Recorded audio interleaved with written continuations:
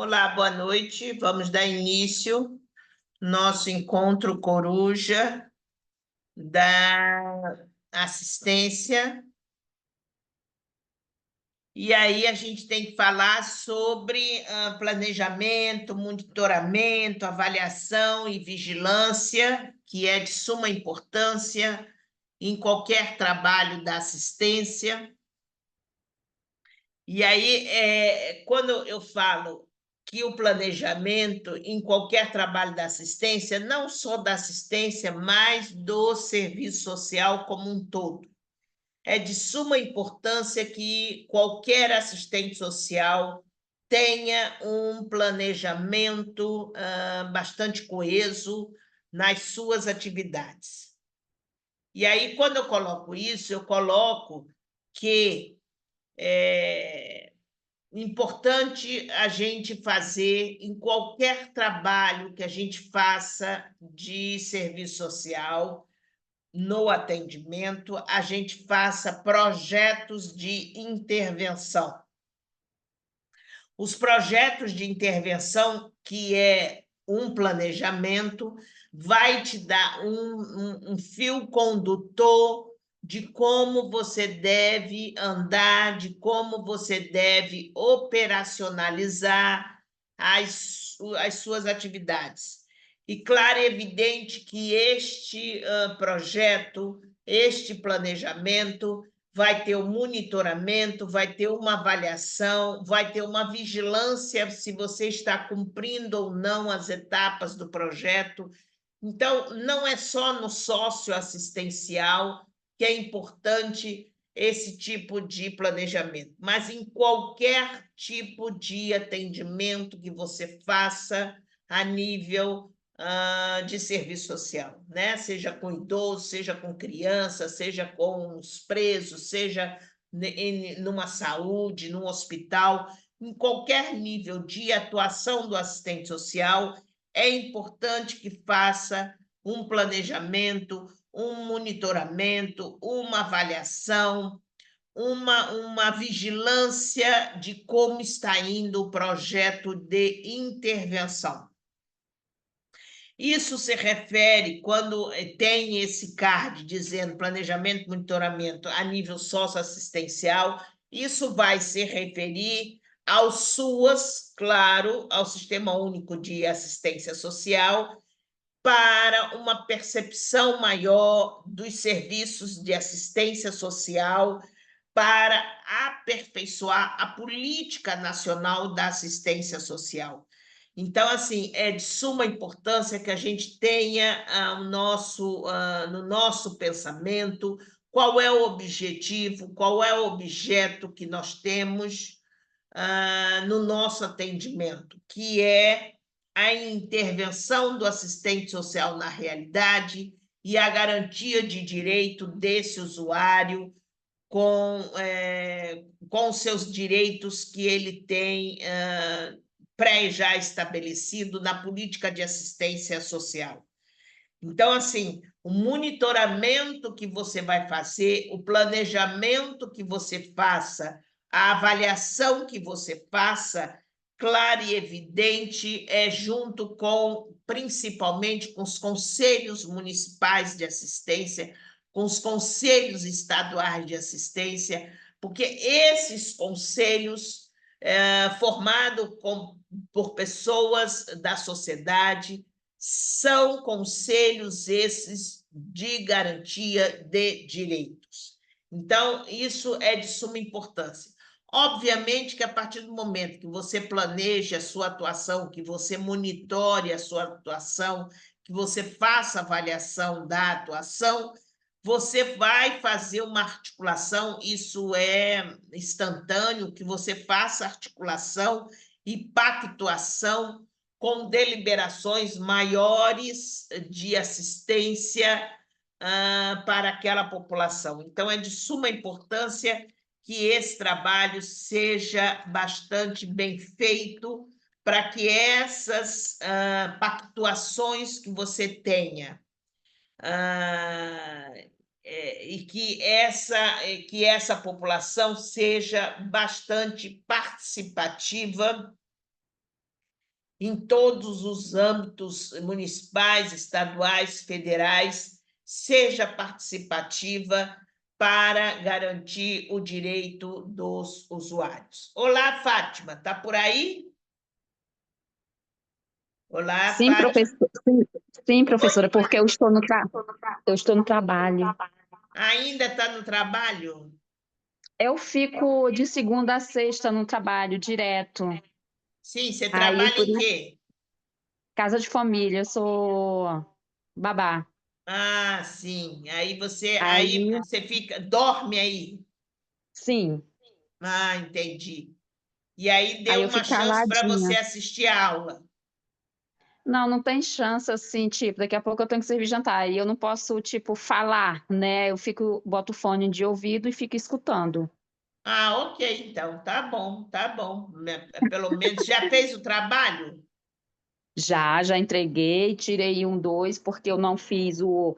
é, Eu esqueci de comentar algo e a senhora falou que estava faltando. Eu fui lá e refiz e tirei nota máxima. Ah, que ótimo. Isso mesmo, isso mesmo.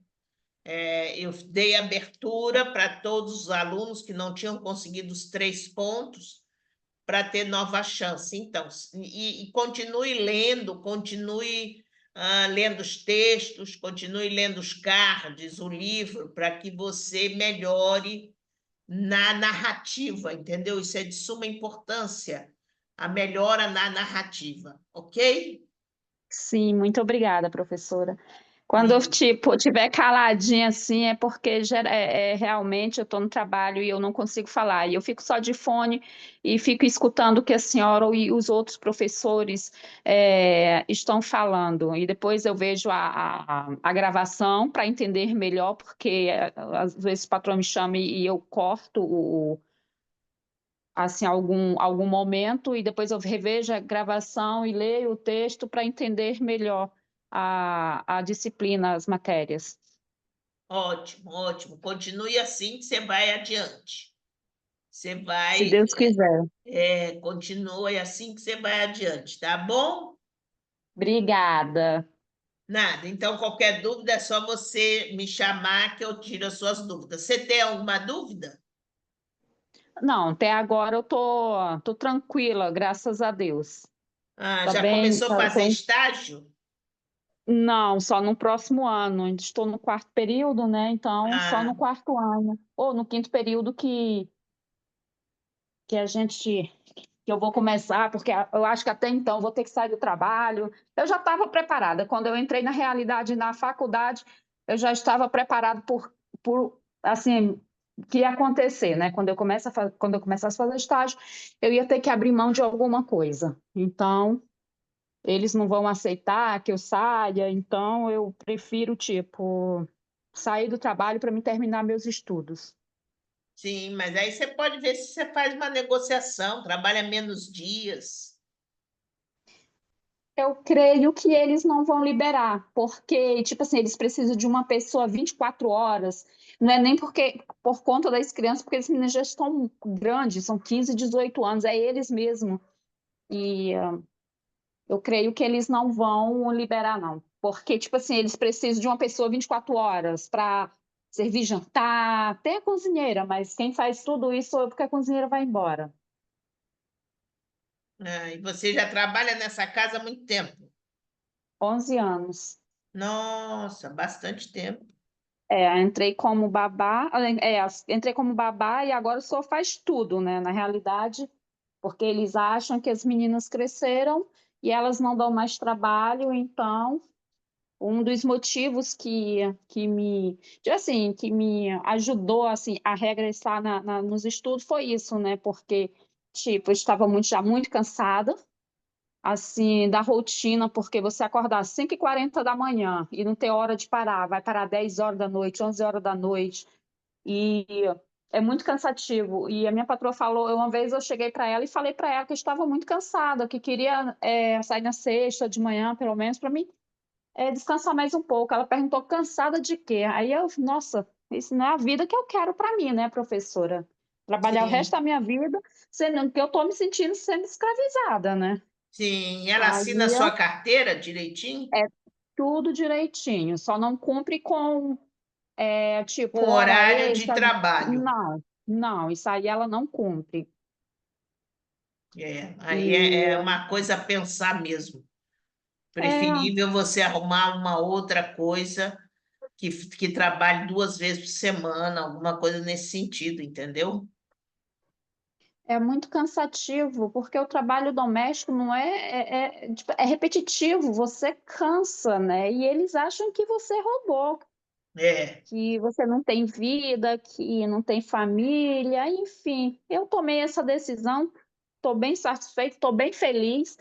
Um dos motivos que me segue, assim, que me dá força todo santo dia é a minha faculdade, né? Todo dia eu termino muito tarde o trabalho, eu vou ler alguma coisa, acordo de madrugada para mim estudar, porque durante o dia não dá. É uma rotina bem pesada, mas eu estou feliz, muito satisfeita com isso. isso, continua assim. E aí, se você resolver sair, procurar uma outra coisa que faça um estágio remunerado para que você não fique sem um dinheiro e procurar uma outra casa que você trabalhe só 2 vezes por semana. Na questão, assim, professora, eu não quero mais trabalhar em casa de família, porque só muda de endereço. Hum, Eu tenho muito, assim, muitas meninas conhecidas, assim, que, tipo, não adianta eu sair de um local para ir para outro e vai ser a mesma coisa. O que eu tenho que fazer mesmo é estudar e outra área, porque não dá, é muito puxado. Você, tipo assim, se puder te sugar, não é todas as casas, né? Mas aí, tipo assim, eu já tenho uma experiência e eu não quero mais passar por ela. Eu tenho uma colega, a Jaqueline, que ela também faz serviço social, e ela, hoje mesmo, ela não está em aula porque ela está no trabalho. Ela é a cuidadora. Então, é assim, uma situação que você entra num trabalho para fazer uma coisa e, tipo assim, vai, faz isso, faz aquilo. Quando dá fé, você está fazendo todo o trabalho da casa e eles acham que é sua obrigação de fazer, né? E é muito cansativo. Ela trabalhava numa casa e estava muito cansada, então ela foi para outro lugar e piorou a situação. Então, eu acho assim, a minha opinião, euzinha, Fátima, eu não quero mais trabalhar nessa área de casa de família. Faço outra coisa, vou fazendo uns bicos de qualquer outra coisa até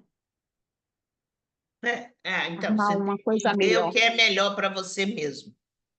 É, Mas aí vai estudando e aí qualquer dúvida é só entrar em contato comigo que eu vou tirando as dúvidas, ok? ótimo, obrigada. A professora Mônica também me ajuda, a professora Lídia. Já sabe a minha situação, então elas me ajudam bastante nessa. Quando eu tenho dúvidas, elas me ajudam. A Que professora Lídia bom, me ajudou bastante. muito bom. Maria Firmino, tá por aí?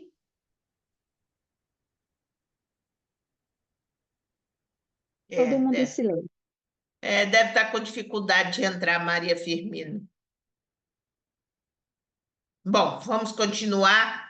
E aí, Vamos. qualquer coisa que vocês queiram, é só vocês me interromper, que aí eu paro. Uma Ótimo. outra questão importante que tem nessa disciplina é a discussão sobre família, mas a família não é só na assistência social, na política de assistência social que é importante. A família é importante em qualquer política, em qualquer segmento do serviço social, a família é importante. É importante a gente perceber, entender que o nosso trabalho do assistente social tem que ser. Eu sempre falava isso nas minhas palestras que eu dava, eu sempre falei isso. Nos meus atendimentos dentro do sistema prisional, o preso precisava de duas muletas para conseguir tirar a pena dele, aonde ele estava preso. Ele precisava de duas muletas. Uma muleta é a família e a outra muleta é uma crença. Crença é essa que seja de qualquer coisa, qualquer crença que ele tenha. Crença a Deus, crença a um pensamento mais evangélico, a um gnomo, a uma fada, ao lá o que seja. Mas o preso precisa crer em alguma coisa, ter uma crença para poder tirar a prisão dele. E a outra muleta do preso é a família, é o suporte familiar que esse homem que está encarcerado necessita ter para tirar a sua pena. Então, o trabalho com família dentro do serviço social é de suma importância que os assistentes sociais tenham, seja ele em qualquer segmento que você vá trabalhar, né? A intervenção profissional com família, a abordagem que você precisa ter com a família é importantíssimo para que você entenda as relações. Se a gente tem no nosso pensamento que o objetivo principal do assistente social é garantir os direitos do usuário, é garantir que as relações sociais, aonde este homem permeia, quais são as relações sociais, relação desse usuário com a família, relação desse usuário com o trabalho, relação desse usuário com os filhos, essas são com os amigos, essas são as relações sociais que permeiam o seu usuário. Então, uma das relações é com a família. Então, é necessário que o assistente social veja, estude, entenda essa relação social do usuário com sua família, para ter uma intervenção, uma abordagem bastante boa para trabalhar as questões problemáticas, entre aspas, que esse usuário venha a ter. Outra questão importante, que aí está relacionado bastante família com a assistência, são os programas de transferência de renda que existem no Brasil.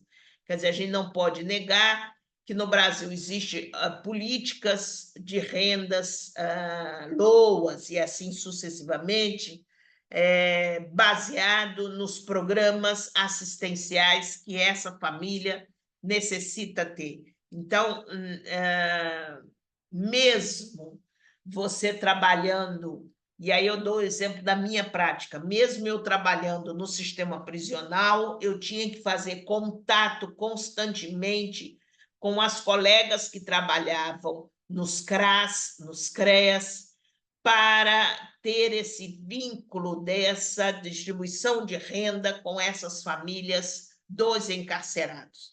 Então, você veja que a família está sempre ao redor do seu trabalho enquanto assistente social e que vai fortalecer cada vez mais o serviço social, o trabalho familiar.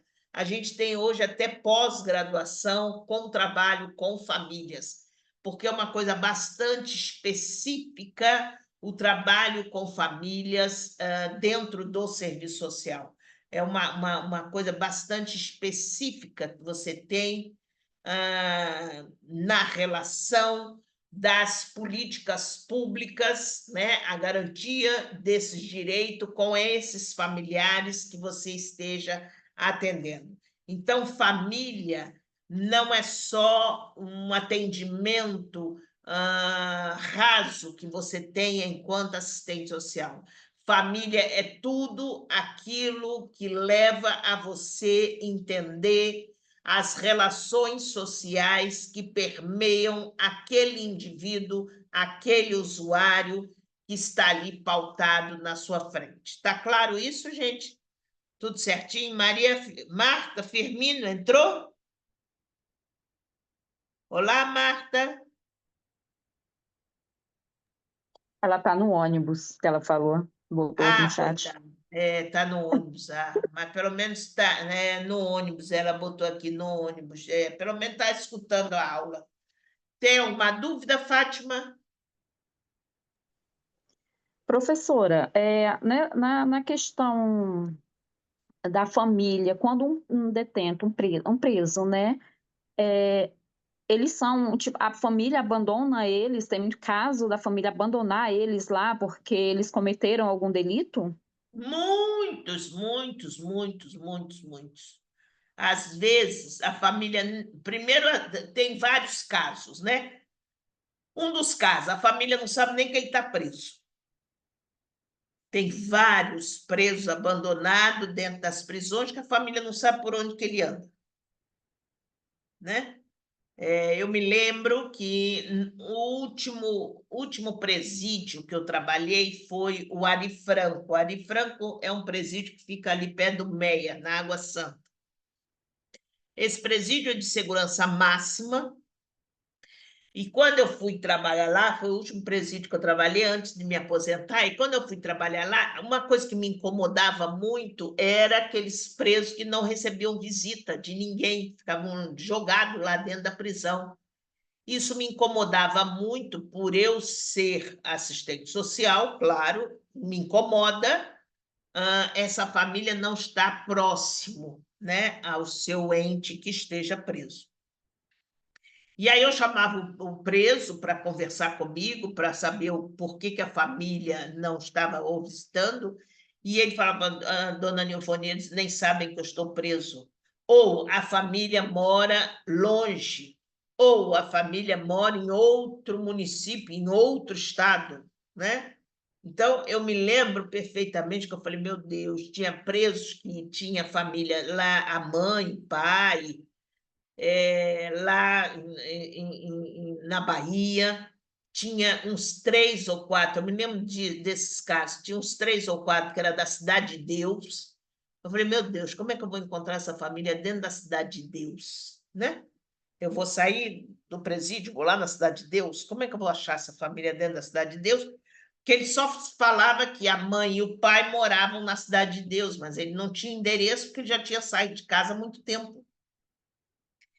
Então, eu chamei, porque nos presídios, quem faz o gerenciamento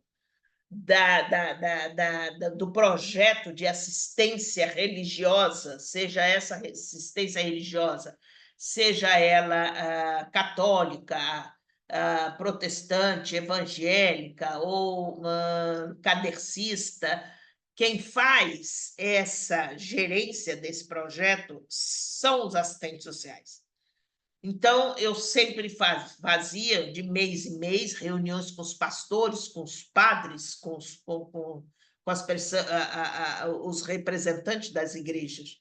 E aí me ocorreu a ideia de falar com os pastores, não da igreja, não os padres da Igreja Católica, mas porque eu tinha quer dizer, eu não conheço a Cidade de Deus, mas eu tinha uma ideia que não deveria ter paróquia católica dentro da Cidade de Deus, mas deveria ter algumas casas evangélicas, algumas instituições evangélicas dentro da Cidade de Deus.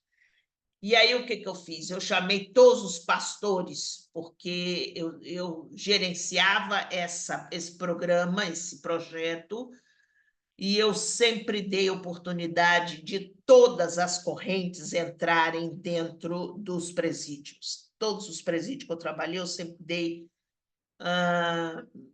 autorização para eles entrarem, porque eu sempre entendi isso, que a muleta que leva esse homem a tirar a sua cadeia é a crença, seja ela qual for.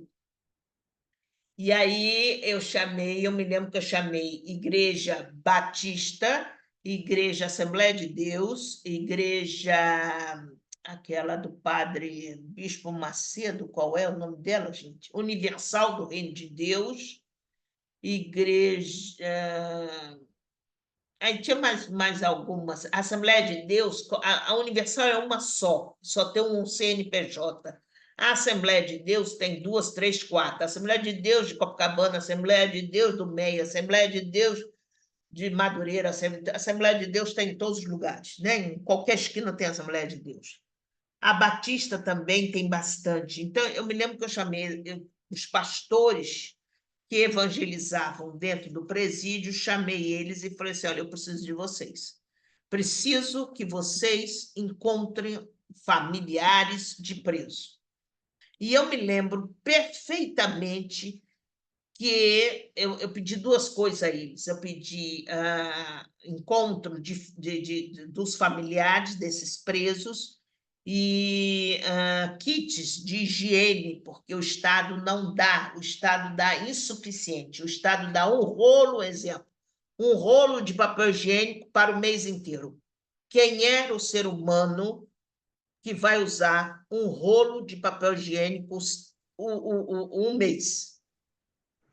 Alguém pode me explicar? Isso não existe, gente. É verdade. Não existe, isso não existe. Não adianta, porque o Estado tem um pensamento, isso depende do governador, tem um pensamento seguinte: ele está preso, ele tem que morrer lá dentro. Ele não vai morrer, não vai morrer. E no Brasil não existe prisão perpétua. E tem que tirar isso da cabeça. No Brasil não existe nenhuma lei que é prisão perpétua, que o homem vai ficar lá até ele morrer. Não vai. Ele vai sair de qualquer jeito. Então, eu sempre pensei dessa forma, gente, ele tem que sair de dentro da prisão melhor do que entrou. Porque se ele sair Verdade. pior, ele vai assaltar muito mais gente. Ele vai matar muito mais gente. Ele vai estuprar muito mais gente. Então, ele tem que sair melhor do que ele entrou. Porque o que é a prisão? A prisão é tirar aquele homem que está no convívio de uma sociedade, que comete o delito, por que ele cometeu o delito? São outros 500, a justificativa é outra. Mas nós vivemos dentro de uma sociedade, correto? Dentro daqui da sociedade redondinha aqui, nós vivemos dentro dessa sociedade. Existem leis, normas e deveres a serem cumpridos. Se nós não cumprimos essas leis, se nós não cumprimos esses deveres, transgredimos ele, nós temos que ficar à parte dessa sociedade.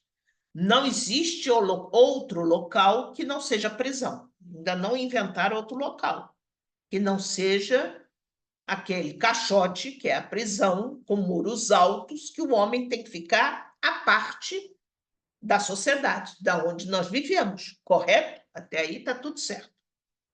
Para que ele viva lá dentro e que saia pior do que entrou, então para que existe prisão? Não tem razão de ser, gente. É só raciocinar. Bom, então a sociedade quer que todos esses criminosos morram, como é que tem em outros países que tem pena de morte. Então, nós temos que discutir isso. O Brasil tem que discutir se é isso que nós queremos com os criminosos, né? Matar todo mundo, fuzilar todo mundo. Agora, deixar esse homem lá dentro, da forma que é deixado, com um papel higiênico só por mês, ou com uma pasta de dente, ou com sem travesseiro, sem colchonete, sem nada, dormindo no chão, esse homem não vai morrer. Esse homem vai sair pior do que entrou. Então, isso mexia muito comigo, como mexe até hoje nas minhas discussões, que eu continuo militando nisso, só não trabalho, mas continuo militando, isso mexe muito comigo. Né? Então, eu procurei esses agentes religiosos para discutir isso, né? Para discutir justamente isso. Eu preciso de kit de higiene, o mínimo possível para esse homem sobreviver lá dentro, já que o Estado não fornece, e preciso achar as famílias. E aí eu me lembro que a Igreja Universal disse para mim assim, o pastor disse, nós não podemos dar, o Bispo Macedo é contra dar qualquer tipo de kit de higiene. Eu falei, bom, então vocês vão fazer o outro trabalho, que é encontrar as famílias. Vocês têm a igreja de vocês, o templo de vocês, ou lá como é que vocês chamam, no Brasil inteiro e fora do Brasil, vocês têm templo de vocês, da Igreja Universal. E eu posso falar para vocês que eles encontraram todas as famílias que eu solicitei. Eu dava o nome do preso, nome do pai e da mãe, que era isso que o preso sabia, nome do pai e da mãe, Cidade de Deus. E eles encontraram todas as famílias, foram me procurar no presídio. Então, assim, é muito importante que a gente, enquanto assistente social, traga essa família para próximo ao preso. E aí sim, não, eu não procurei ele porque eu briguei com ele, porque eu expulsei ele de casa. Aí são outras questões familiares que nós, assistentes sociais, temos que trabalhar. Tá claro isso, Fátima? Sim, sim, Era isso que você queria saber? sim, Então foi dessa forma que eu fui trabalhando. Eu me lembro que uma família era do interior de Salvador, num bairro no interior, lá na periferia de Salvador, e a Igreja Universal achou essa família para mim. Quer dizer, a família não veio, mas escreveu carta e começou a se comunicar com ele, porque o preso precisa disso. O preso precisa desta família próxima a ele, para ele ter força, né? Para ele ter vontade de continuar naquele pagar aquela pena que lhe foi concedida pelo juiz, entendeu? sim. E até mesmo para quando ele cumprir a pena, sair, né, professora, ele ter o convívio novamente com a família, né? Justamente, esse é o nosso papel enquanto assistente social, fazer com que ele retorne ao seio familiar, né? Esse era o meu intuito, o meu objetivo maior, era fazer com que ele saia daquele inferno que é a prisão e retorne para o seu seio familiar. E aí é isso que eu falava, não quero que ele saia, no pensamento sempre foi isso, eu não quero que ele saia pior do que ele entrou, porque pior do que ele entrou não pode, gente. Ele tem que sair com um pensamento diferenciado de como ele vai viver. Eu sempre falei para. Teve um preso que eu discutia muito isso com os presos, discutia como eu estou discutindo com vocês, como eu estou falando com vocês, eu falava com eles. Teve um preso que eu conversei bastante com ele, que ele estava em livramento condicional. O livramento condicional ele vai sair da prisão livre, livramento é de livre, porém condicionado ainda uma pena, aonde tem algumas restrições a não fazer. Não pode frequentar bares, barzinho, boates, tem algumas restrições, tem que trabalhar ou estudar, quer dizer, então você está condicionado, você está livre, porém ainda está condicionado a uma pena, né? Ainda tem uma pena a tirar, e aí você tem alguns limites a cumprir dentro dessa sociedade. É esse pensamento que, quando o legislador fez a lei, ele pensou nisso. Esse homem sai, progressivamente ele vai ganhando a sua liberdade. E aí ele falou, mas dona Ivone, eu gosto muito de ter carro. Ele era ladrão de carro. Eu gosto muito de ter carros finos. Aí ele, naquela época, ele falou num carro caríssimo. Eu falei, eu também adoro esse carro. Eu adoro esse carro. Agora, eu não posso comprar. O meu dinheiro que eu ganho aqui, enquanto assistente social do presídio, e dando aula na faculdade, não me permite a ter este carro, eu falei para ele. E é por causa disso eu vou roubar os outros? E por causa disso eu vou assaltar os outros? Você precisa entender que você precisa adquirir aquilo que o seu dinheiro lhe permite. Não é vergonha nenhuma, isso eu falei para ele assim, não é vergonha nenhuma você sair da prisão e vender limão na feira, e vender alho na feira, como eu vejo gente vendendo, e vender alguma coisa que lhe dê algum dinheiro. Isto não é vergonha nenhuma. Agora, a gente precisa viver dentro da sociedade com o dinheiro que nós temos. Eu também quero muito esse carro. Eu não me lembro mais qual era o carro, gente. Era um carro possante aí, caro para chuchu, tipo, muito caro. Falei, mas eu não tenho esse dinheiro. Eu sou professora e sou assistente social daqui. Aí, por causa disso, eu vou assaltar o primeiro. Você imagine como é que vai ficar essa sociedade. Ele falou assim, a senhora tem razão. Vou pensar bastante nisso. Então, eu falava muito com ele sobre isso.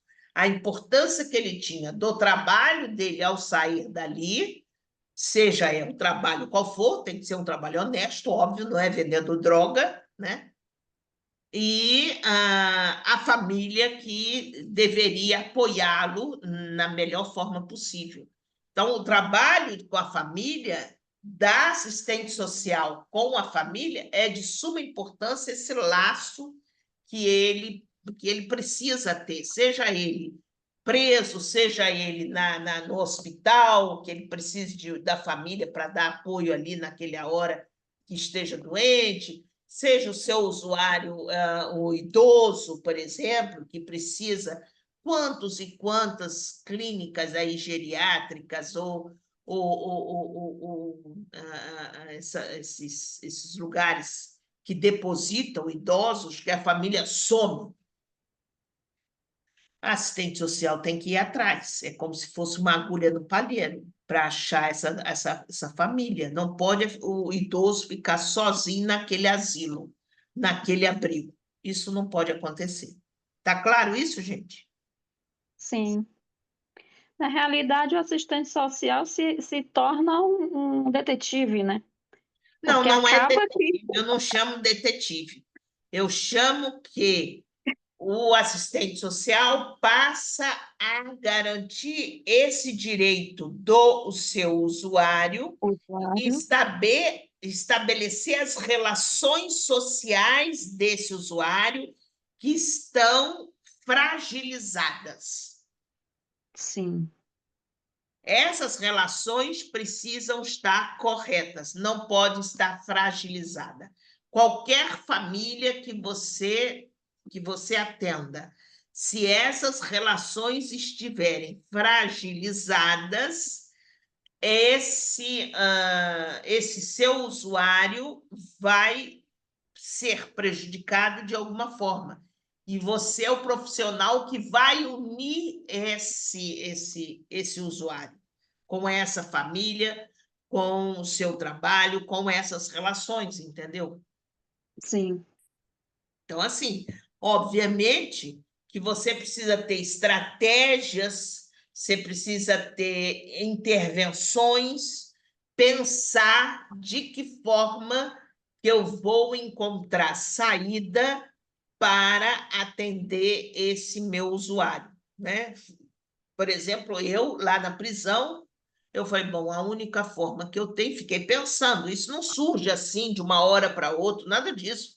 A gente fica pensando nos problemas deles, a gente fica pensando, falei, eu tenho que ter uma saída de encontrar um meio que eu traga essa família. Eu não posso sair daqui e ir para a Cidade de Deus. Não é meu trabalho ir para a Cidade de Deus ficar catando. Por isso que eu não vejo eu como detetiva. Não, não.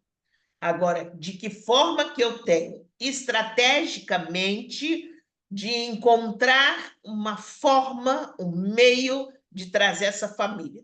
Aí me surgiu a ideia que aí você vai lendo, você vai procurando outras intervenções de outros colegas, conversa com uma, conversa com outra, dá uma opinião aqui, uma opinião ali, me surgiu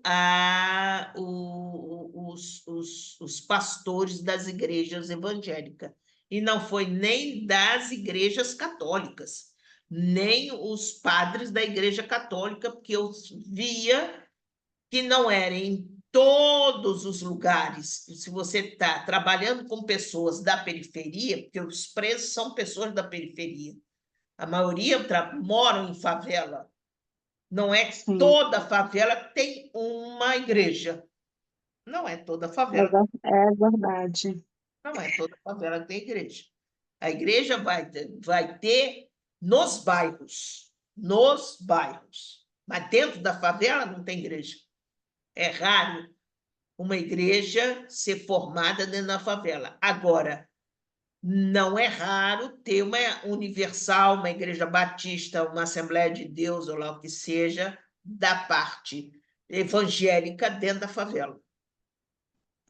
Então, você precisa raciocinar, você precisa pensar quais são as suas estratégias que você tem para trabalhar aquele problema XY com aquele usuário seu, entendeu? É dessa forma que a gente tem que pensar.